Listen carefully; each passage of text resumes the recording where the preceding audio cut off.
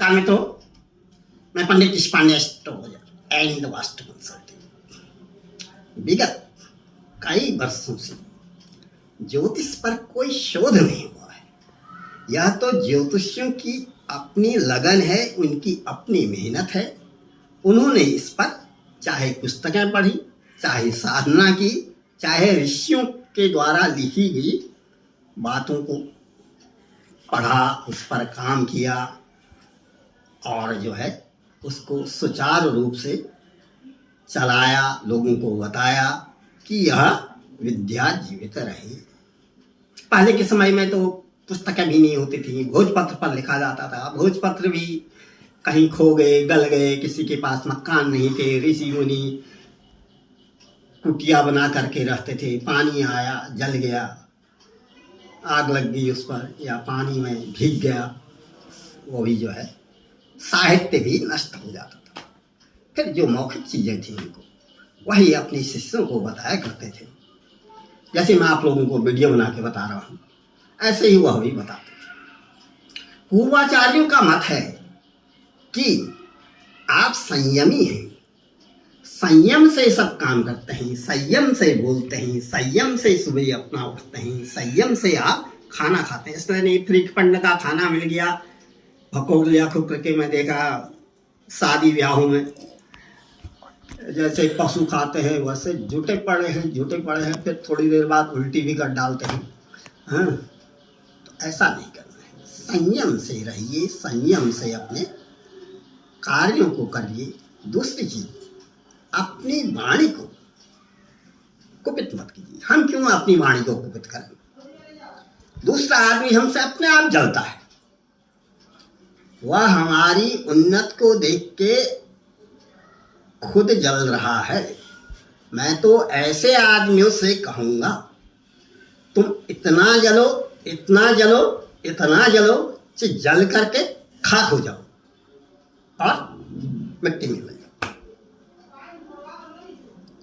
ज्योतिष का एक सबसे अंतिम सूत्र यह है कि आप देखिए वास्तव में यह ज्योतिषी है या नहीं है। बहुत से लोग आज दम्भ में भाई ऑफिस खोला हुआ है, वहाँ पर उनके गार्ड हैं, रिसेप्शन में रिसेप्शनिस्ट बैठी हुई है, हैं 2-4 लोग उनके होते हैं शाम के समय में समय बिताने के लिए। वो वहाँ पर बैठ रहे हैं, चाय पी रहे हैं, गप लगाते हैं।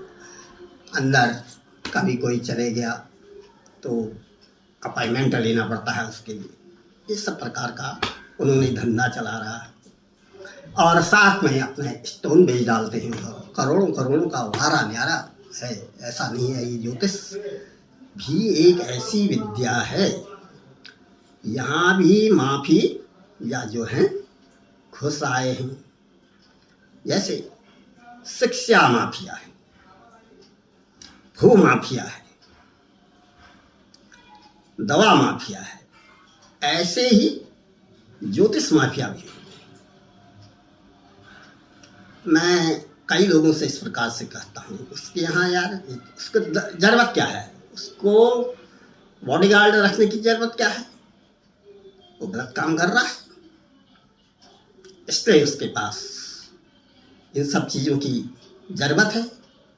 हम तो कहीं, हमारे पास कोई बॉडीगार्ड नहीं है, कोई ड्राइवर नहीं है। मैं खुद ही चलाता हूँ अपनी गाड़ी, जहाँ जाना हो बाहर लंबे लंबे टूर में चले जाता हूँ, क्योंकि मुझे जरूरत क्या है? उस पर भरोसा रखता हूँ, अपने इष्ट पर भरोसा रखता हूँ, माँ भगवती पर विश्वास करता हूँ, माँ वाराही पर विश्वास करता हूँ, और कोई गलत काम नहीं करता। कोई गलत काम नहीं करता तो संसार की कोई भी बुरी शक्ति मेरा कुछ भी नहीं बिगाड़ सकती, कोई अहित नहीं कर सकता। यह ज्योतिष का एक सबसे अंतिम सूत्र है कि आप किसी को भी, जो भी आपके पास याचक कोई परेशान है, देखिए ज्योतिष के बाद कौन जाता है? ज्योतिष के पास वही आदमी जाता है जो बहुत परेशान हो चुका होता है। मंदिर में गया, मस्जिद में गया, गिरजाघर में गया, कहीं उसको सफलता नहीं। अंत में हार करके वह ज्योतिषी के पास जाता है। अब ज्योतिषी उसको लूटने लग जाए तो उसको वह उसका पैसा फलित होगा ही नहीं। भले ही आजकल लोगों को इस प्रकार का पैसा फलित होता है, लेकिन हमारे यहाँ ज्योतिष ग्रंथ में लिखा है, आप छल कपट से किसी का पैसा ले रहे हैं, किसी को गलत सलाह दे रहे हैं, चाहे वो कोई हो, वह पैसा उसको सूट नहीं, वह पैसा उसको किसी भी रूप में सूट नहीं करेगा। कोई इस प्रकार का मैं एक दास्तान देता हूँ। बहुत से लोग बाग आपने गांव में ज़मीन छोड़ दी है, बाहर बाहर का मतलब फॉरेन सिटी में हैं, नहीं आ पा रहे हैं, 20 साल 25 साल 30 साल 35 साल में आ रहे हैं घर, तब तक पता चला कि आपकी ज़मीन को, आपके मकान को किसी ने कब्जा कर लिया, आपके रास्ते को कब्जा कर लिया। तो ज्योतिष शास्त्र में, ज्योतिष चिंता में, ज्योतिष श्रोव में, पाराशर ज्योतिष, अनेक ज्योतिष ग्रंथों में यह बात लिखी हुई है, बकायदा उस पर एक्सप्लेन किया गया है कि जो भी मनुष्य आपकी जमीन को 1 इंच भर भी दबाता है, व्यर्थ में उसको ले लेता है, छल कपट करके ले लेता है, उसकी वंश परंपरा नष्ट हो जाएगी, आगे का वंश उसका नहीं चल पाएगा।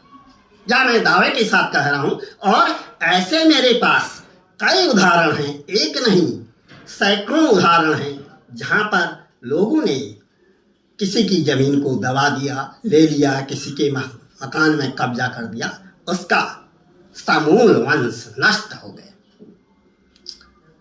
इसलिए आपको चाहिए कि आप देखें कि वास्तव में यह ज्योतिष का ज्ञान रखने के अलावा संयमी, सदाचारी और ईश्वर भक्त, देवी भक्त, हनुमान जी का भक्त, शिव जी का भक्त है या नहीं।